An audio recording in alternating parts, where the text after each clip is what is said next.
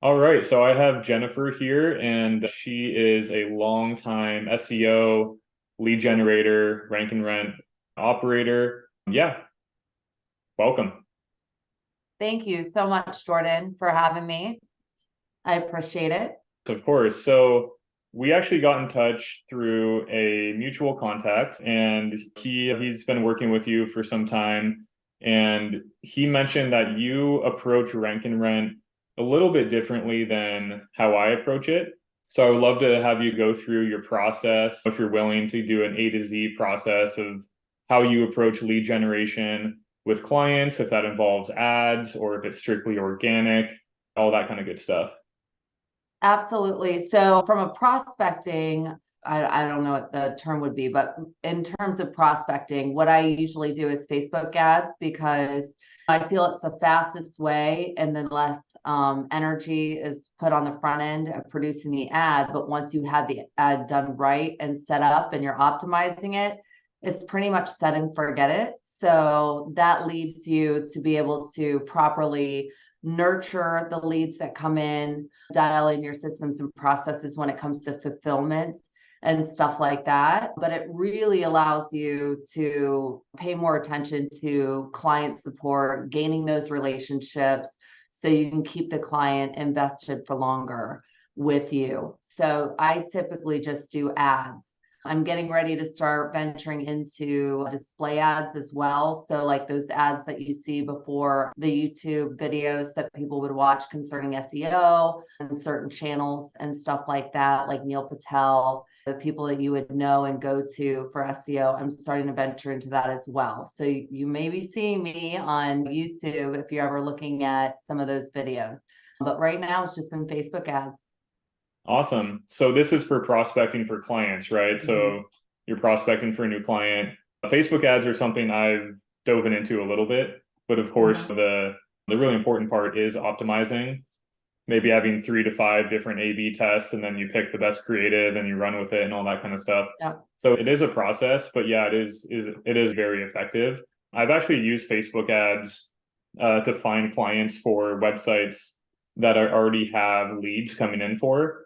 So I just make Mhm. a simple Facebook ad saying, "Hey, roofers in city, if you're looking for leads, hit me up." I've had success with that. You just run it to Messenger, and it's pretty cheap. It's like $1 or $2 per acquisition. Yep, and I've heard that works really well as well. I've been part of that Facebook ban back in the day when Facebook dropped the hammer on me and I lost my Oh yeah. profile from the personal profile up. So all my business manager, all my business pages, Wow. everything, along with all the insights, the money paid for that, Knock all knock that on wood, that Facebook. never happens. I still have Yeah, mine, so so I decided not to go the route with the groups again because Facebook does a great job at banning you, but they don't tell you why. So, right. and that was back in the day when like comment ladders within other groups were popular and stuff like that. So I just chose not to go that route this time. But I still have a lot of like colleagues in the industry that say that it's very effective and it's affordable because it doesn't cost anything. Yeah, absolutely. Um, So I want to go back to your experience with lead generation. If you would take me all the way back to the very beginning, your origin story, like how did you get started? What were you doing before? How did you get started in lead generation? All that good stuff. So it's funny, I actually own a personal training studio and I've owned it since 2011. And I was one of the people that was a local service-based business that kept throwing money at agencies for SEO. We budgeted it out for it. And at the end of the day, month after month, there was no return on investment. Our phone never rang. We never got leads from it. So I knew how important it was to produce leads for local service-based businesses because we've been there, done that. And when it comes to local services, they're trading time for money. So that's time away from their kids, time away from pretty much everything, and they're grinding. So if they're not producing leads from the money out, that's virtually what's in their pocket for like daycare and that kind of Yeah. expenses. So in about, I want to say 2015, I told my husband, I said, no worries, you work the floor, I'll go behind the scenes and I'm going to figure this out. So, I mean, probably $100,000 worth of courses later. I've done everything. I've worked with like people like Alex Hormozy, Dan Henry, Russell Brunson, Laurel Portier, anybody and everything, everybody and anybody to try and figure out marketing, from Facebook ads to SEO to building websites to building landing pages. You name it, I've done it. And at the end of the day, it really made sense to me, just like owning real estate within your local area or in the mountains or at the beach. Owning real estate online is an asset that's going to continue to pay you for the rest of Yep. your life.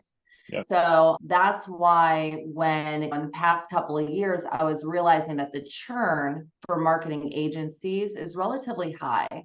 Typically, I have probably about a handful of clients that have been with me for over a year, but the majority of them stay for SEO 3 to 6 months. And once you get them ranked, sometimes they'll just leave you. And it stinks because you're like, man, we did all the work on the front end, and now they're just going to walk away and work with somebody else at a lower dollar, Right. and they get to reap the benefits of what you actually built. It's almost So like you should have charged more in the beginning. Yeah. absolutely. So what I ended up doing instead was pivoting my model to, instead of giving them to the client, that was when I really solidified renting them. So I'll rent them, but if you leave us and you leave the SEO and you go to work with somebody else, if it's ranked, it's still staying with us. And so that made it a lot easier for me to still offer. I don't offer those low end prices anymore because I understand the value what the websites deliver the clients. But at the same time, there's just as much invested by both parties. So me and the customers that we serve. Absolutely. That's awesome. So yeah, I mean, I've heard that time and time again, service-based businesses, or you own a business, you're trying to figure out why the SEO isn't working, and then you just do it yourself. That's a tale old as time. Like a lot of the groups I run in, there's stay-at-home moms, there's even attorneys and doctors that don't want to do the grind anymore. But then there's the people who own their own business and they're like, I want to figure this out. What is the key to SEO? What's the key to growing your business?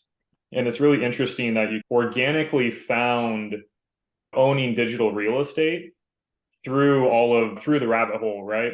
You figured out how to run your own business, how to grow your own business. And then you realize, oh, these are little digital properties that I could actually own. I can scale, all that good stuff. So that's usually what I like to focus on. I do a lot of client work as well, but I think that owning digital properties it's passive income. It's scalable, it's valuable, all that good stuff. So I think that's a good segue into my next question. So Rank and Rent, right? Google's bringing down the hammer on a lot of stuff, reviews. They're always updating things. What is your kind of current take on the state of the union when it comes to growing your client work, growing your Rank and Rent, where Rank and Rent is going? Is it going away? How do you balance those two things? I mean, me personally, I don't get heads up in the media. Like, I really don't believe that Rank and Rent is going to go away by any means. I just think that the agencies and freelancers that offer it are going to continue to evolve their approach with it to keep up with the algorithm. Now, I know that there's been a lot of talk that people are scared that these sites are going to just all of a sudden one day be like on page 6 or 7 and no longer ranked anymore. But if you're doing the right things with your on page and your off page SEO, it really shouldn't happen like that, because you're still gaining that trust and that credibility with Google as you're building the site and as you're putting the content on there. You're still building that relationship with Google by giving it what it really values as far as what the consumer is looking for in information by a website. Yeah. So it depends, I guess, on the agency and the freelancer and the type of Rank and Rent sites that they're building. Sure. Yeah, I tell that to students all the time. They're like, hey, how saturated is Rank and Rent? I don't want to get into something that is ultimately just gonna die in a year or two. I mean, if they haven't gotten into it yet, I totally get that. But yeah, totally. If you build a bad site with bad content, bad on page, zero branding, you try to game the system too much, then yeah, you're probably going to get slapped by Google. On the other hand, if you do things right and you do a slow build and you build a brand online, the brand entity and all that good stuff, then you're in a much better position than the spam, as Google calls it, the spam lead generators who build 10,000 Google business profiles in a week and they generate some leads and then they all get suspended. So yeah, it's definitely a long game for sure. So let's talk niches. Do you mind sharing like your golden niches or some niches you've had success with? I know it's a loaded question, but people sometimes like to keep those close to themselves and not really share too much.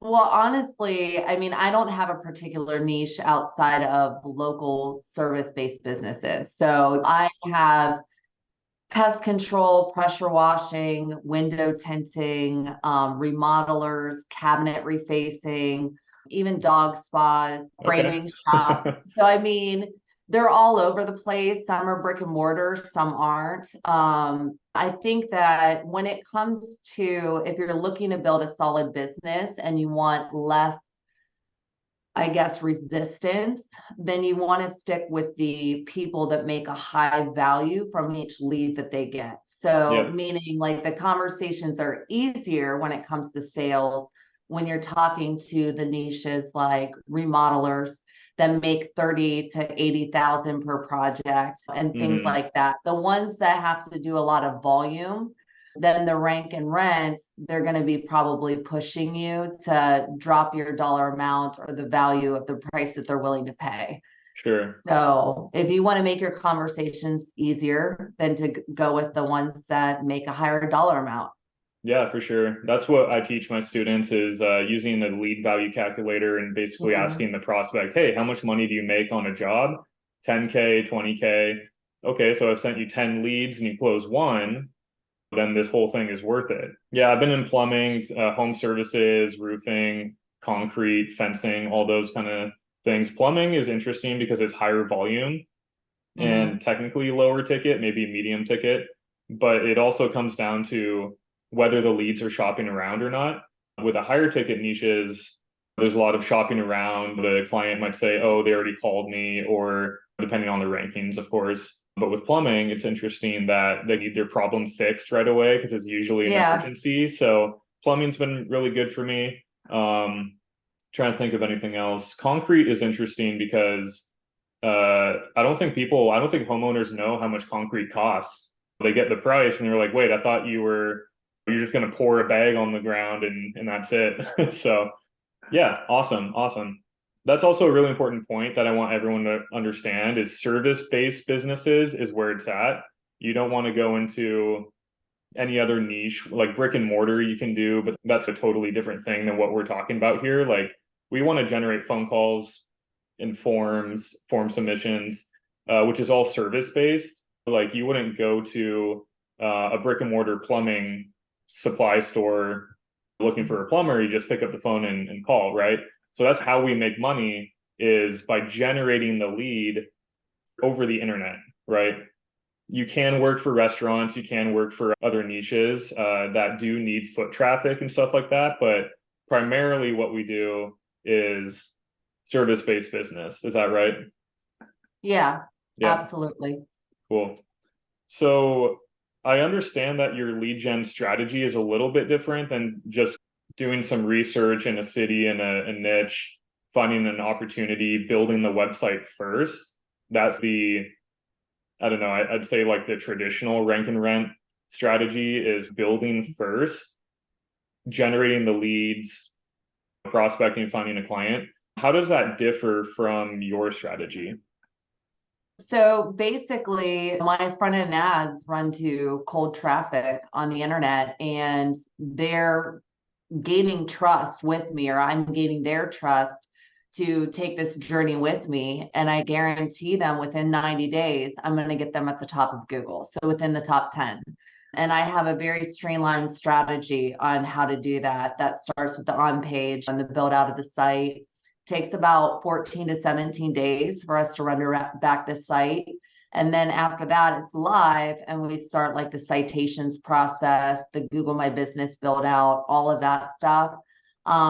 But traditionally, when it goes live, it's always on the first page. And then by the time 60 days rolls around, it's already starting to creep to the top. So, for example, I have one that's sitting at about 45 days, and it's at like 24. It goes between 24 to 21, depending upon the keyword that you use. So we're just chipping away to continue to get it to the top. But, we always know when we take on a client from our ads, we always do the research on the front end. They fill out an application. Right. We look first to see if we're even going to be able to get those results before we take them on, or Right. make the promise, I should say. I was going to say, you get a personal injury attorney from New York and he's like, I want to be number one. So that might take a little bit longer than 90 days. Yeah, and with that being said too, Jordan, like Google's an anomaly sometimes. I have a barbershop in Long Island that I had the same type of conversation with, and we had him top 10 within the first 2 months. And I'm like, I was trying to find smaller areas. He just didn't want to commit to a smaller area. And so I had to have the conversation up front to set his expectations there. I'm just letting you know, Long Island, there's like 8 million people. The likelihood that we'll be able to get you to the top of Google is, I mean, we could, but it's not going to be quick. And then Google renders back those kind of numbers. And I'm like, congratulations, like pop confetti. But I wouldn't have expected that. So it makes you wonder Google about does its own thing. it makes you wonder about what's going on behind the scenes at Google. Like are new entities, like I think they do have a chance to move to those top positions, even if they're brand new. Like if you had all your I's dotted, all your T's crossed, schema, all that kind of stuff on page, just on point, citations, AP is solid. And you start moving into these markets that are established, it's amazing like how much these business owners need help and how little there is optimized out there on the internet and exactly what Google's looking for. So I guess you never know. If you start doing your research, I mean, even when you looked at Long Island barbershops, you're like, okay, this guy has this many backlinks, this guy has this domain authority. It looks like it's going to be pretty tough. But if Google gives you a chance and they're like, you know what, this website's better than what we currently have, then I mean, that's awesome. It's interesting too, because the one that comes up number one is actually located in Apex, North Carolina. Go figure. But he calls himself the Long Island Barber because he's from Long Island.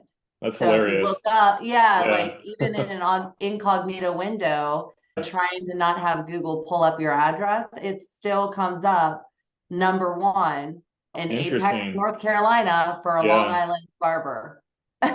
So you just found a really good opportunity there. So you run the ads, you generate the interest. So are you building the websites out for them, or is it a lead gen site that you own? No, so I build out the site for them. So we do all the front end research, then we choose the domain based on it. We go through the process and walk them through like initiating an assumed business name to tie in with their LLC. So that way we're still getting that keyword into the registration of their Google. Like a DBA or something. You ask them to do DBA. The whole nine. And we ask them up front, is this okay? Are you open-minded to do this? Because I know you want these leads, but some people are really stuck on, no, I want to keep this name. Primary example is I have another client and she owns a company called Legacy Frame Shop in Overland Park.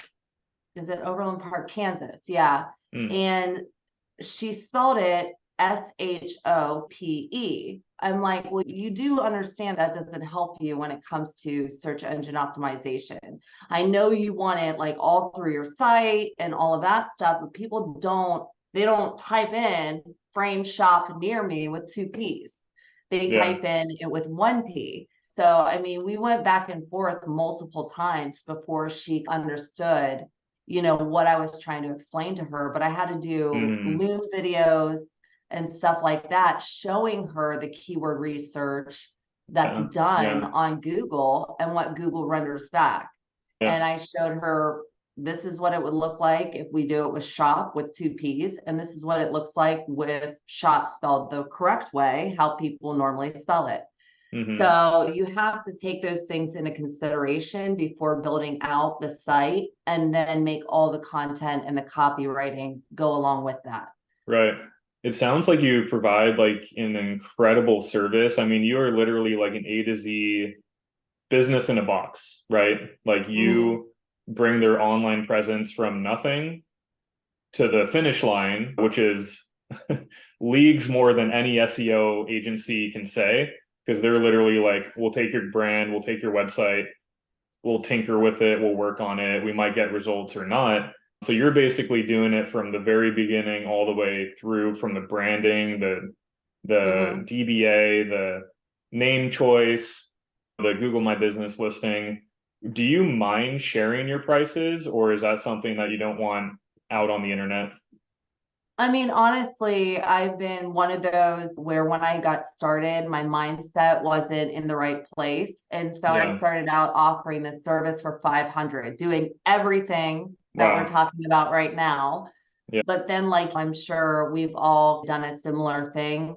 You get the wrong clients, the ones that don't value the service. A lot of them are just in it for the guarantee, and they don't understand that they should always, like, if you own a business, you should always be budgeting out for marketing. And it should be a pretty high percentage of your Yeah. entire 10 to gross. 15%, something like that. Exactly. So Yeah. not 5 or 10%. So now the pricing, it's 7,500 for a 3-month contractual term, but it does Hmm. include the guarantee. So we guarantee to get them ranked within the top 10 and 90, or else they're welcome to a refund. Okay, full refund. You just save that Mhm. money, put it aside, kind of. Well, we've never had to do that as of There you yet. go. So because Wonder if I most can of do the. it, Oh, it's yeah, not it's doing it, but awesome. normally there's like the fireworks or whatever. But Yeah. does this So we'll work? have to put No. that in Oh, the there we go. editing later. Oh, there we go. That's awesome. There we So go. yeah, Hey. love it. No, that's awesome. That's awesome. Yeah, I mean, guarantees are huge. People in this day and age, I mean, 10 years ago, you didn't have to do a guarantee, or Mhm. less of a guarantee, I guess. But there's a lot of fly by night SEO companies, vaporware companies that, especially from lower income countries, like, hey, we'll do all your SEO for 99 bucks a month. What does that mean? They're going to waste Yeah. $1,200 a year. They're going to waste a year. Nothing happens. So yeah, I mean, your offer, your package is very strategic, which is awesome. It has my mind going on how I can change my offer and whatnot, because I've been strictly rank and rent first, and that's Mhm. it. But the tides are changing. Google's changing. Getting a Google My Business listing without having that DBA, without having the business license in the city or in the state to back it up if anything happens, I think is huge. So this is putting the two and two together. It's creating a package where you're doing client work, but you're basically doing everything you would do for yourself, for your own rank and rent site, Mhm. just for them, which is, I mean, I think you should charge more. Honestly, it's a tremendous value. But you probably will charge more next year, and you're going to have all these case studies of all these happy clients. So Yeah, you're absolutely right. It's a lot of work. And when you first get started, you don't see it as that until you start really investing into your clients. And you're like, yeah. wow, I'm working a lot for very little. And then you've got these other companies that are charging so much more, and the clients Hmm. aren't getting anything from it other than a hope and a prayer that they might shift to, you know? Yeah. I'm thinking of one So, of the largest marketing companies on the West Coast. I don't know if I want to name them by name. I might put this on YouTube, but they charge $20,000 for a website, and they don't actually own it. It's on their own proprietary platform. If they ever stop paying or whatever, they just rip the website. It's not on WordPress. Like, they don't ever own the keys to their own website. It's amazing. Lots of disruption we can do in the space, Mhm. and it's an uphill battle. The people I talk to, they've been burned before by this company and that company. So it's a little bit of a challenge to get through to them and say, we're different. Like, Yeah. we're going to do things differently. They've heard it before. I'm definitely not a salesperson. I'm more of like the techie, artsy fartsy kind of person.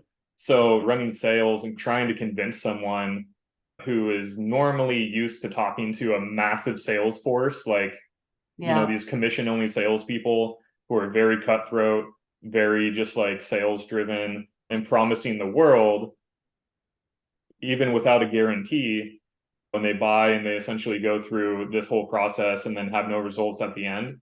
It's definitely an interesting challenge to talk to those same people and also offer something that's far and above what they're used to getting.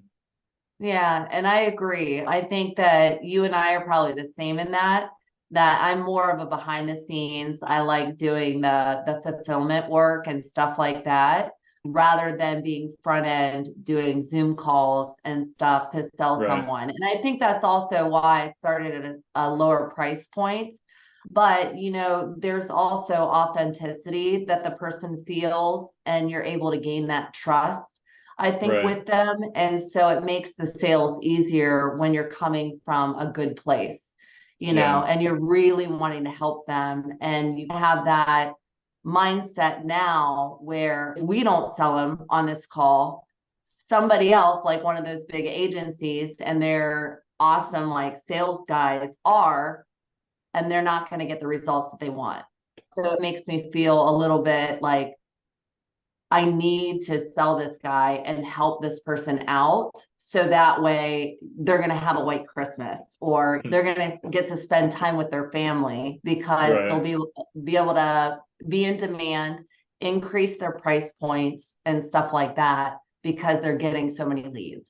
Yeah. So is So that your big why? Is that your mission, that you just want to like help these people? it really is. Yeah. And I mean, honestly, when we were growing the personal training studio, we worked with Alex Hermosi, which is a big name in the Mm. industry, but his was more templated with what he does. It was more group training versus like the high ticket and the small Yeah. group. So we were trying to change up our training studio, but Uh-huh. instead we ended up having to go back to what we knew worked in the beginning. Yes, I have that book and all his others. Oh yeah. And as a matter of fact, if you look in the other book, I'm literally in the front, right behind Alex and Layla in the Oh photo. really? Yeah. That's awesome. It's hilarious. I'm like, That's oh my sweet. God. I was reading the book and I'm like, oh my God, there's my photo right there. So we were Like working as with like him a at the time. testimonial, or like you were at like a conference or something? We were at one of his conferences because Gotcha. we were in his his gym launch and legacy program. And Yeah. that was back in 2015. And again, like he was the last hope for us. And then after that, when I realized, okay, we can't do group training, like we are all small group and that's it. That was Mm. really when I went back to, I'm going to figure this out. I'm going to work with all of these different people, find out how to do the SEO, get us up there ranked at the top. And ever since I was able to do that, like our studio has been in demand. And as one person falls off, there's another person ready to fill it. So we were able to double Mm. our price point. And I mean, it literally changed our lives. Like instead Yeah. of grinding all day, we went from being able to then choose our hours of when we wanted to be in operation. And so now my husband works 5 a.m. to 10:30 every day, and he's done. That's That's it. awesome. Like he Yeah. gets to coach our kids at night when they're like Hmm. swimming and soccer and all this stuff. And like I got to go into Girl Scouts, be a Girl Scout leader. So Yeah. it reminds you of why you got into running a small business. Yeah. So Yeah, I'm very passionate about it. my firstborn was born 3 weeks ago. So I'm Yeah. feeling the pressure to figure out my systems, get the Yep. process down. I guess that leads me to a question. What does your team look like? Like, your structure of your VAs and web designers, like what does that look like for you? So I have one virtual assistant that's been full-time with me for about 2 years. I found her on Yep. onlinejobs.ph. She's phenomenal. And I mean, if anybody is ever going into outsourcing, like, and finding somebody to do VA work, if they come in strong, that's the person you hire. Yeah. Because over time, they're going to start to get a little bit more relaxed. But Hmm. then by that time, you have a relationship with them, like, you're able to be a little bit more relaxed with them and stuff like that. So she started out really strong, and she's been my right hand ever since. She knows the Awesome. whole, yeah, all my systems and processes. And then outside of that, I work with a small team of 10 they're all specialized in their own things. Someone specialized in the website build, another person is specialized in the content and copywriting, another person is specialized in like malware, security, and firewalls. So they all play their own individual roles. Hmm. Um, but it's really small. So is your right hand gal, is she more of like the manager who manages Mhm. the other VAs? Is that kind of the structure? No, I wouldn't say that. I would say the person that does like the website builds is more the project manager over Okay, everybody that's website related. sure. My VA really does like all of my ads, my optimizations, my design Hmm. work. She makes sure that when they're onboarded, that they have, okay, they just signed up, when's their onboarding scheduled, when's the review call scheduled, when are the reports going out, stuff like that. Yeah. And then like when I'm away for a week, which I was away last week, she's making sure that all questions are getting answered, all of the emails are being forwarded to the right people, stuff like that. So all the kind of nitty gritty Mhm. system stuff. Cool. Yeah, like Yeah. the administration stuff, I would Yeah. say. Now, when you hired from onlinejobs.ph, did you put out and did you like interview multiple people, or was she, Mhm. are you batting 100? Like, are you just like you found her and she's been with you for 2 years? Yeah, I interviewed multiple people, but at the time I already had a really good VA. That was my right hand for 2 years before that. Okay. But she was having her first one. So, Yeah. and she didn't want a commitment anymore. She wanted to be there for her little one when he was born. So then I went into hiring and I said, well, I understand, and you've been with me a really long time. Once we find the right person, are you willing to train them? And she was like, yeah, I'm absolutely 100% willing to train them. So, and she's like, and if you want, I'll even write the job post, put it out there, and start going through. And then we'll review all of them together and then pick our top 10, our top 20 that we Hmm. want to take on to the next level. And Yeah. so she was with me during that whole process, which made hiring this one even better because she was just as good. Right. That's awesome. Mhm. How much do you spend on ads? Sorry, I'm jumping around, No, you're but good. It depends. So last week I turned them off for the mm, holiday. I'll probably turn them off again in December or, well, right around the corner for Christmas and right. stuff. So typically anywhere between 2 to 3,000 a month is what I Hmm. spend. And I do have ads set up for top of funnel. So meaning what they see first, and then middle of funnel. So when they come into my world, they're retargeted by other ads.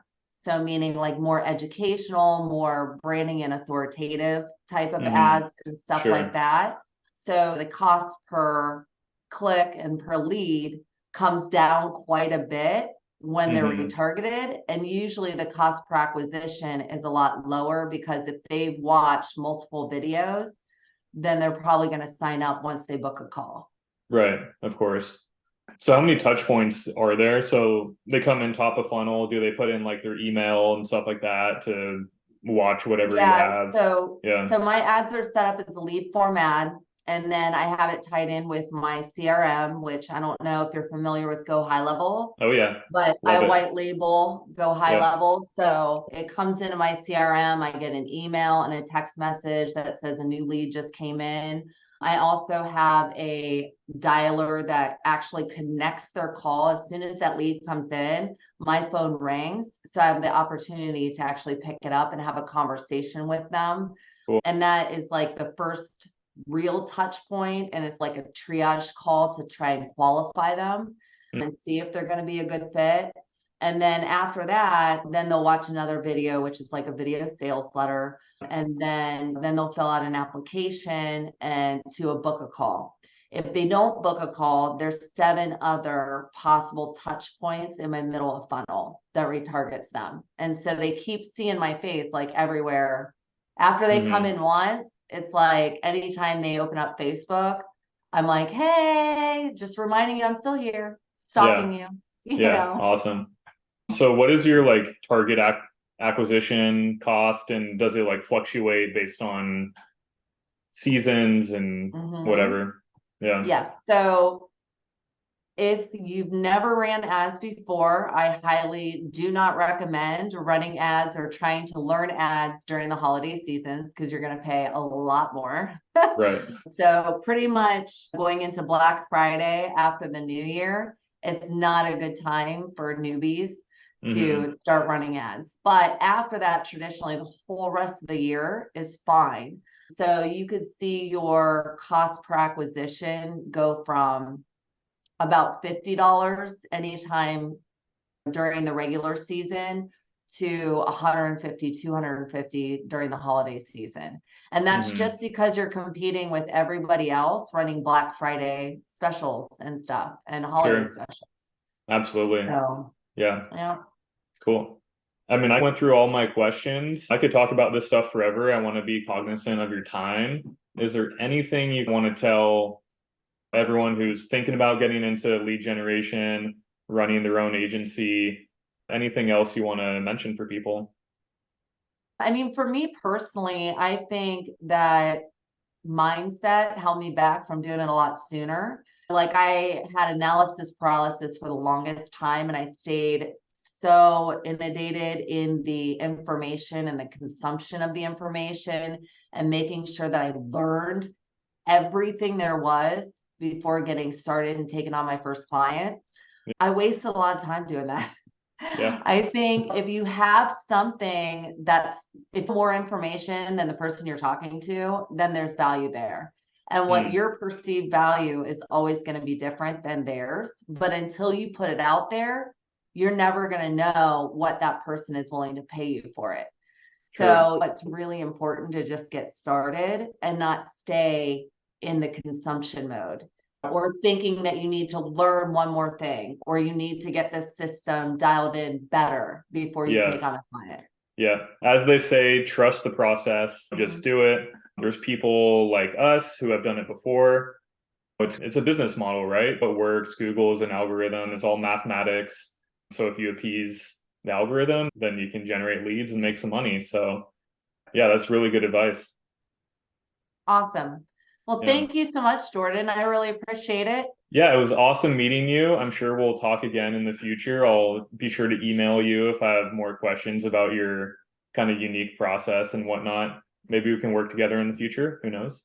But yeah, It was awesome meeting you. Thank you so much for hopping on. And yeah, we'll chat soon.